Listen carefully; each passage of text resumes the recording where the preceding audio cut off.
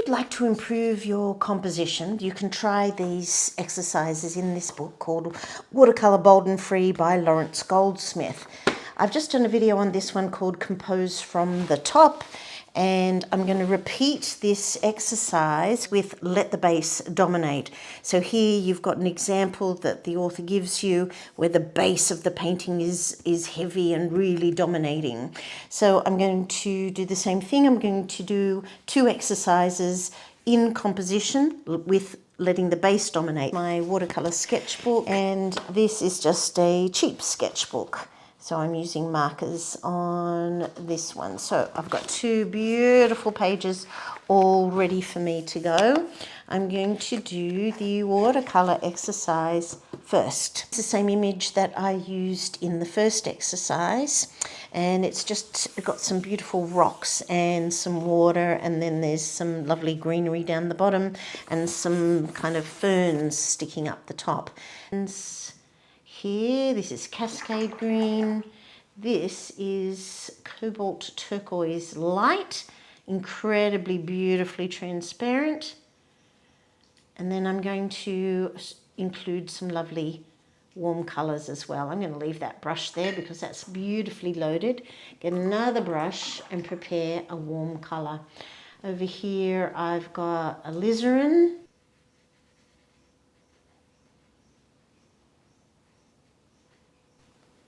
I'm going to start by putting some powerful warms in the foreground.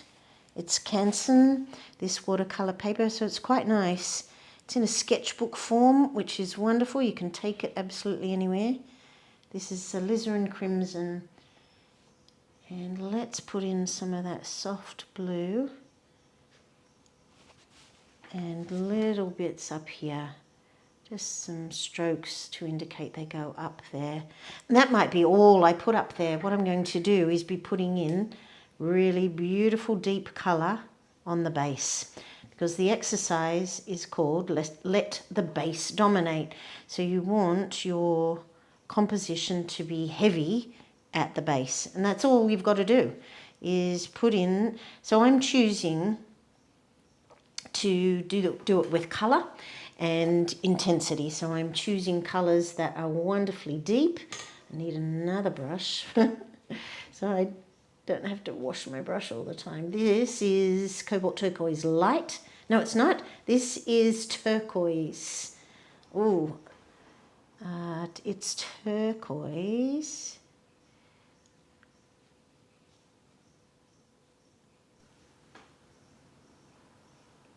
I thought I might leave it alone, but now I can't.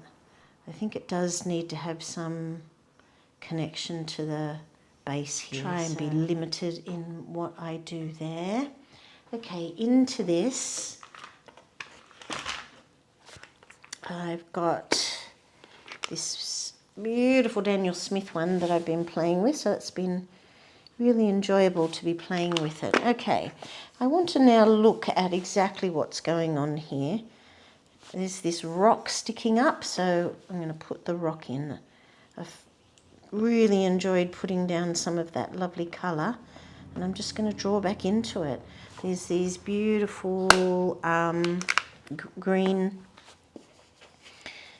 rushes. I don't know what they are, but I'm going to use yellow, not because yellow was in my original palette that I chose, but because I know it will have a very soft impact in terms of colour.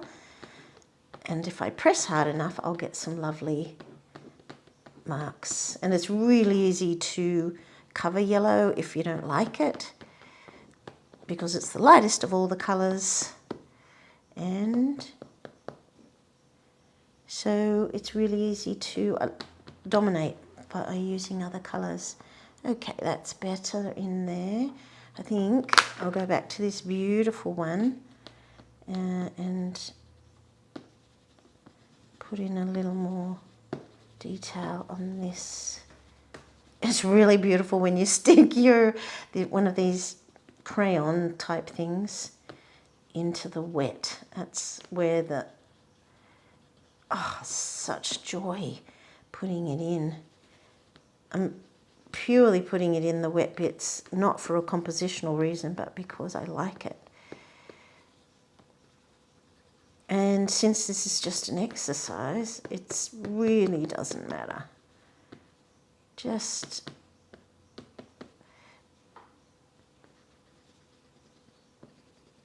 except what matters is that I'm letting the base dominate. Now, that little block of colour there is beautiful. A little central. I think I will add a bit over here. Add an extra bit there. So it's a little off centre and then over there, a bit over there. Okay. Right, nice base dominating. I do feel still a little need to connect it up to the top. So what have we got here? We've got this beautiful cascade green. Oops, oh, awesome. No, that's not coming off. Just get something to tap it with. Bit of drumstick method there. Tap, tap, tap. That's nice. Put some down here. Oh, put some texture on the rocks. Love that idea.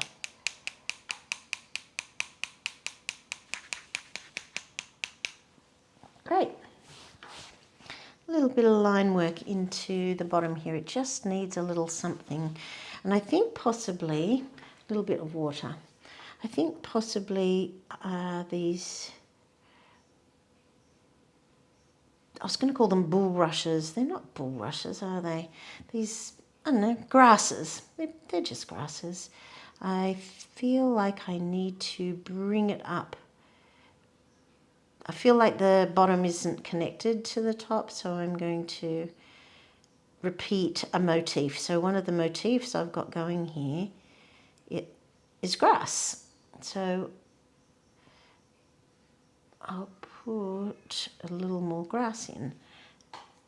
I love cascade green. It's one of those colours that splits when you're painting with it. It's hard to see in this painting where it's split, but it's got like phthalo and raw sienna, something like that. And you can just see in that area there that there's a, if you move that, you might be able to just see that there. All right, up in here, I'm going to put some of the little grass motif. Oh, that's a bit better. It's just kind of taking your eye up a little bit. Okay, so there's my watercolour version. I'm going to just wash a couple of the brushes. I'll leave the palette open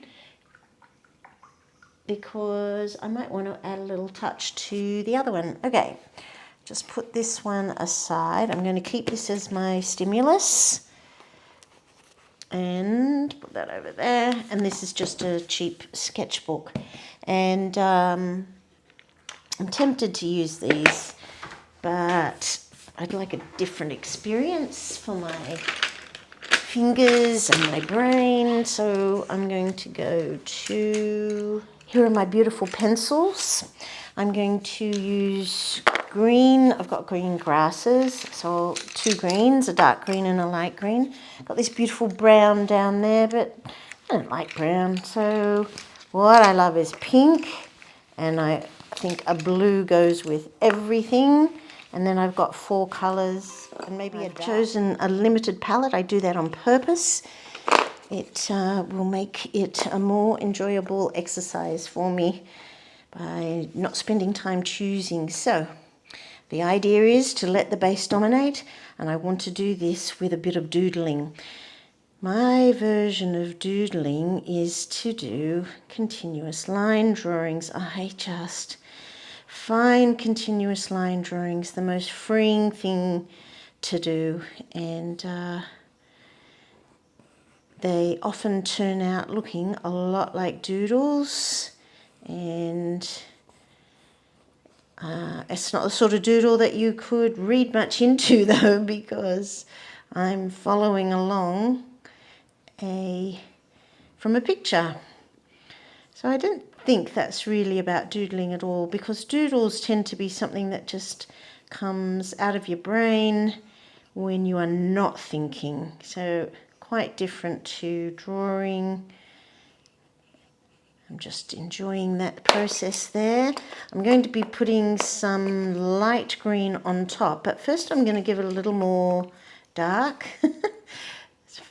Just rolling about a bit there. There's a beautiful rock here, so I'm going to give the rock some darks. Just random darks like that, but it does have kind of a triangular shape to it, and then it goes down, but I do have a little bit of a purpose to it because I'm doing an exercise in let the base dominate, so that's quite different to doodling. Just might go over these a little bit. This brown, I've got these beautiful rocks, and I'm going to start to put them in behind these ones here. So again, I'm going to switch back into the mode of a continuous line drawing, partly because it's fun, partly because I find I can quickly access my creative brain, that part of my brain that just wants to enjoy itself and express itself. And I really, really get instant satisfaction by allowing these lines to dominate like this. Allowing these, like, see, I'm not thinking. Allowing these lines to make beautiful marks with this lovely pencil. So you can see I only half observe the rules of a continuous line drawing. Okay, and then so I've got this lovely heaviness, and then I'm going up to getting lighter and lighter, and then I'm going to give each of the rocks a little bit of colour, and less and less and less as I go up, till eventually just almost nothing. They can have some green. I've got the dark green as well, so again, start with some darks. Some darks, darks, darks, and as I go up in my composition, I'm giving less and less importance to each of the shapes by giving it less and less colour. Give this a little more, little colour at the base. I've got this beautiful pink. Very tempting to put it in all the way, but I think what I'm going to do with the pink is go light and run out quite quickly for two reasons. Pink is a warm colour, and I want to keep all the beautiful warmth down here. Look how I can just go over and over other colours and create beautiful new colours. I love that. I'm finding there's too much of this limey coloured green, so I'm going to go over it just to knock back the liminess. I want that to go past this line. That was kind of bothering me. That's one of those compositional things that I do all the time. If there's a line, break it. Blue down here. Blue. Darken the blue a little bit.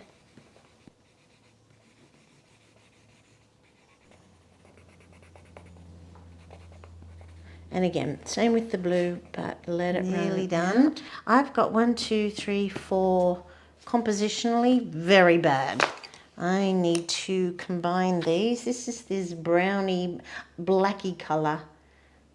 Do like a bit of black. Oh, it's called dark sepia. So I need to combine two of them. That's going 1, 2, 3. This one's actually not too bad because it's a little higher. This one is just looks stupid. So let's get rid of it, turn it into something else. Still in keeping with my letting the base dominate. So that's quite good. Oh, that's better, isn't it? Otherwise it looks like a pattern. Funnily enough, there are 1, 2, 3, kind of 4. Actually, there's 5. 1, 2, 3, 4, 5 in my design, and I would have been better off to observe that. Okay, some darks in these rocks down here. This is sepia. There. Just enjoying placing the darks on them, and as I get to the top, lighter touch and lighter, lighter, lighter. Really light as I get up to there, though I really like the colour. Just knock back some of the green and the pink. Oh, that's nice. I'm just going over the pink just so that there's a real small hint of it. Can look a little strange to have just pink on its own. It doesn't tend to appear in nature unless it's like a pop of colour that appears sometimes. Just darken that one behind the rock. A little bit, really, really gentle. Just kind of connect them up a little bit with a bit of dark there. All right, this is an ugly mess. Okay. So I'm going to darken it again. I think what it should be looking like is a big rock. So let's give it a shape that goes off the edge and see if I can resolve it or think to myself, I'm so done. Just a little more dark in amongst these. Knocking back that bright green again. Don't love the limey green, never do. But it's got a place. I'm just going to go over that one, over that one, over that one. Knocking back all those greens. And now I think this pink needs to be knocked back, and I'm going to do that with blue because that's going to make a really beautiful purple. Oh, that's better. You've still got that warmth there, but it's just disguised a little bit. Disguise the pink in amongst there as well. Just make some lovely darks in here and some darks at the base of this one. I'm pressing so hard, I will really be affecting the next page, but doesn't matter. Okay, little better. I think we need some verticals over here just to finish off the exercise, and then I'm going to say I'm done. Yeah, oh, they're good, those little verticals. They're just nicely bringing this sort of detail up, but I'm doing it in a gentle way. Oh, put some in there, lovely, out to there. Perhaps some are growing in there. And of course little plants do grow rocks, so that's quite lovely. Ooh. Okay, not too bad, but it's an exercise. It's just going to stay in my sketchbook. But what I find happens when you do an exercise like this is that you'll be creating something that has a bit more importance to you. And because you've been working on different exercises, such as let the base dominate, you'll be really surprised at how your brain will suddenly think to yourself, ooh, is this an opportunity to let the base dominate? I'm just going to fill in some more of the rocks with this magnificent blue. Oh my gosh, so beautiful. Charisma Ultramarine, made in England. So I've made these lines continue up as well. They could have a touch of dark in them, just a tiny bit.